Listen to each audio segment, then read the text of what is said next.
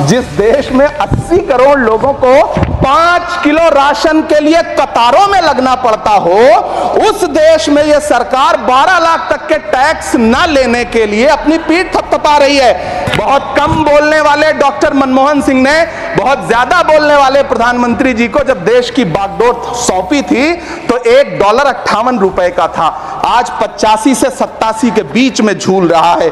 इन दिनों रुपए की अहमियत गिरती है तो न तो देश की प्रतिष्ठा गिरती है, ना प्रधानमंत्री की गरिमा। हुकूमत इस कदर आवाम पर एहसान करती है, ये आंखें छीनती है और चश्मे दान करती है। सभापति महोदय, महाराष्ट्र का भिवंडी हो, मालेगांव हो, इचल करंजी हो, यूपी का बनारस हो, मुआयमा हो, मुबारकपुर हो, रांची का छोटा नागपुर हो, बिहार का भागलपुर हो, हर जगह बुनकरों की उम्मीदें तोड़ रही हैं, लेकिन इस सरकार के पास उनके लिए कुछ भी नहीं है। मुरादाबाद का पीतल उद्योग, कानपुर का चमड़ा उद्योग, सहारनपुर का लकड़ी उद्योग, फिरोजाबाद का चूड़ी उद्योग, अलीगढ़ का ताला उद्योग, सब सरकारी प्लानिंग से तबाह हो रहे हैं।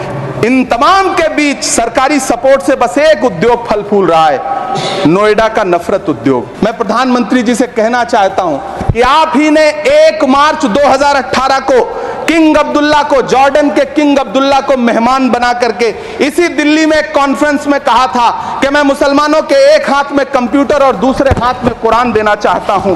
कंप्यूटर देने की बात तो छोड़िए, पढ़ाई के लिए जो स्कॉलरशिप मिल रही थी उसको भी छीन लिया आपने। हम समझते हैं इस साजिश को।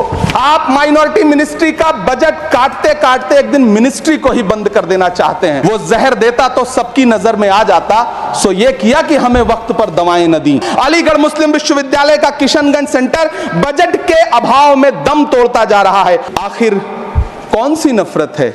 ये मुल्क हमारा भी है, इस मुल्क की मिट्टी में हमारा भी खून पसीना शामिल है। हमसे इतनी भी क्या नफरत?